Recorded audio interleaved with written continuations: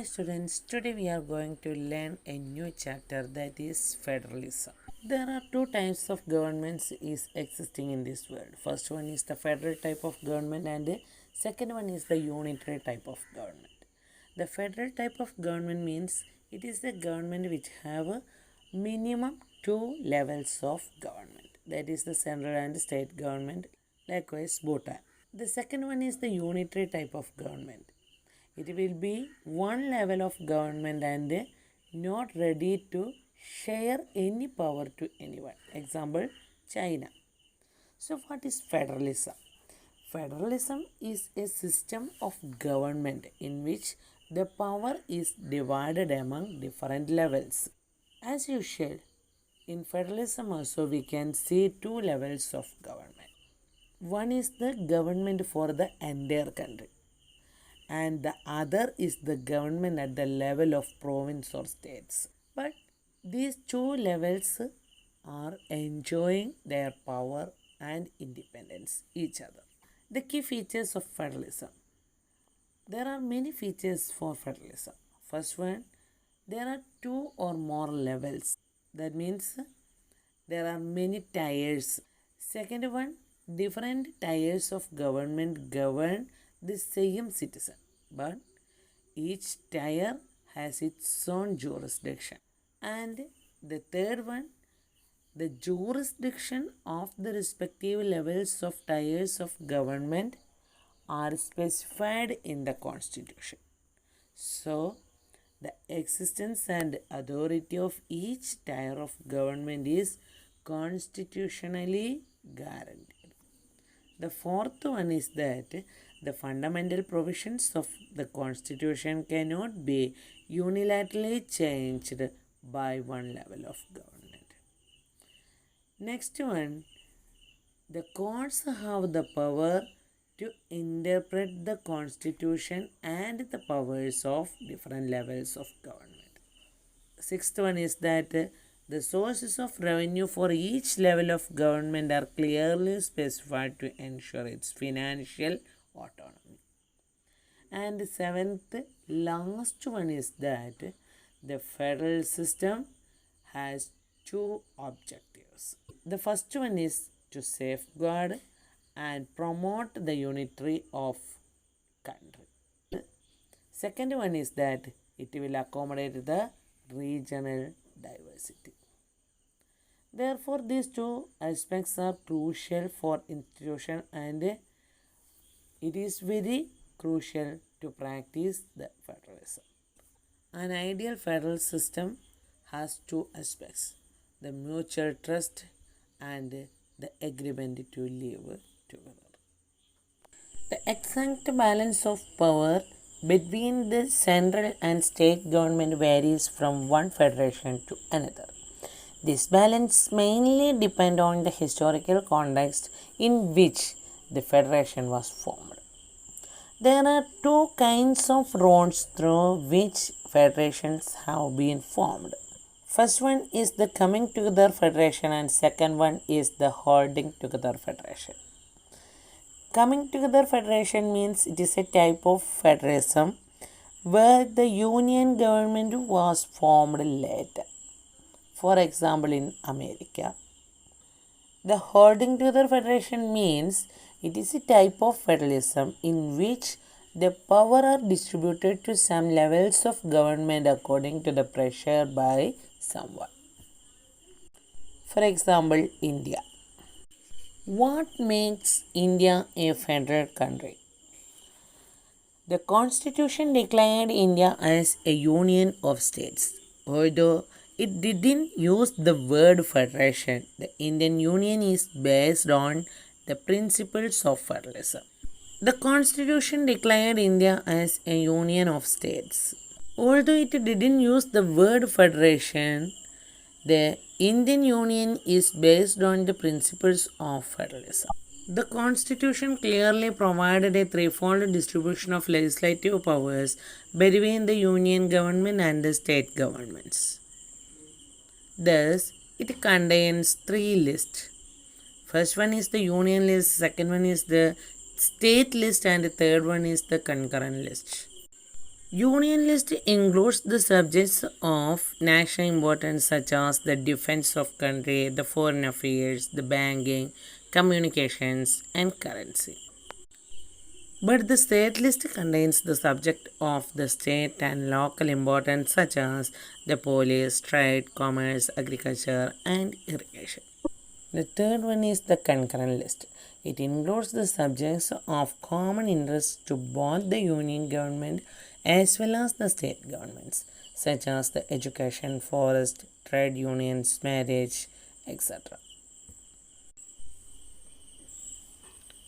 Both the union as well as the state governments can make laws on the subjects mentioned in the above three lists. Both the union and as well as the state government have the right to take laws. No.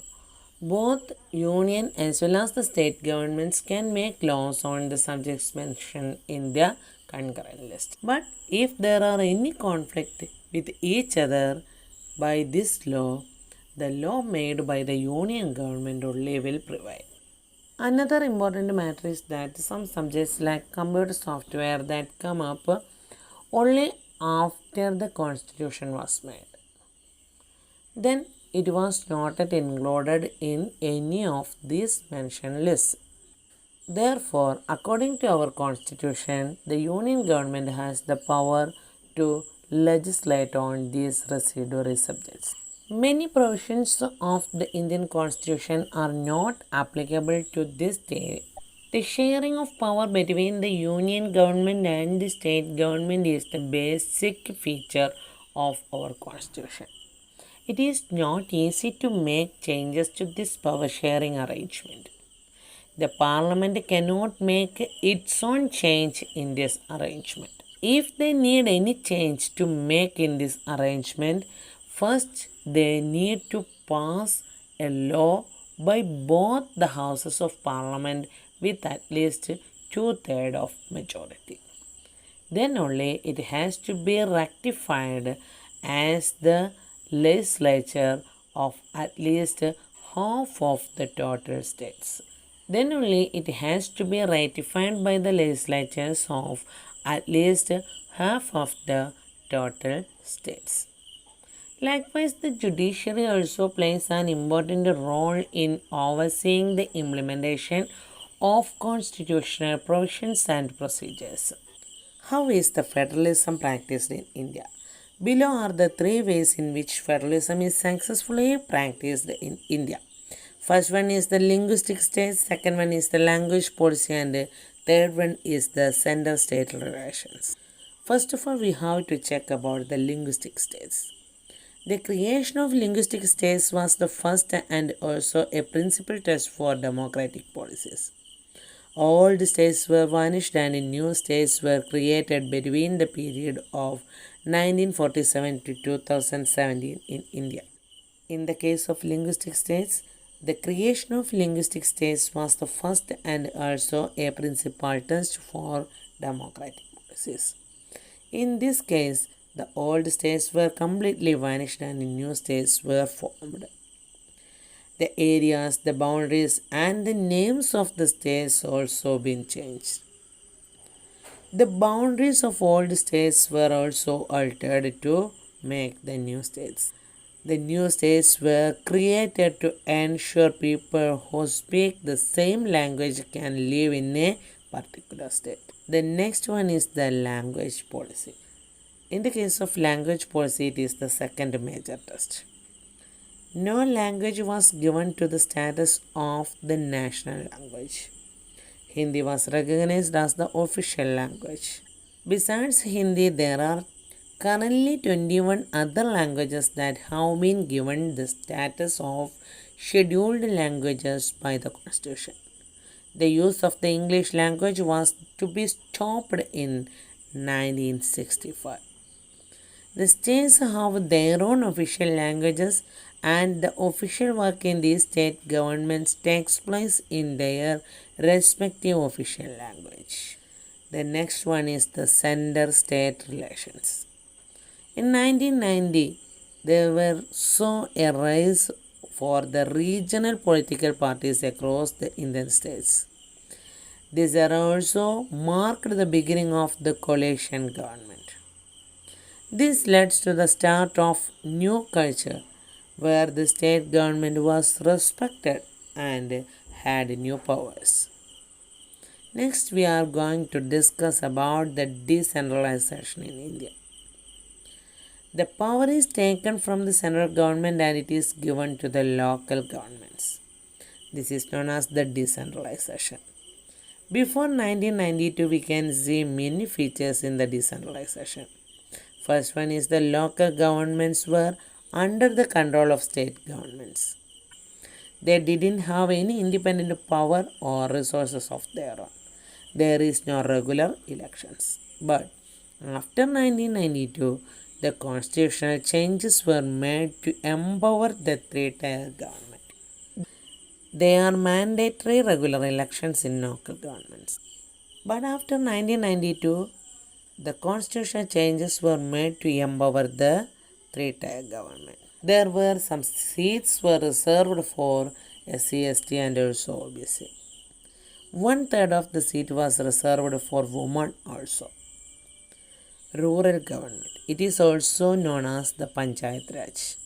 The Grama Panchayat, Panchayat Samiti and also Zilla Parishad is known as the Panchayat Raj.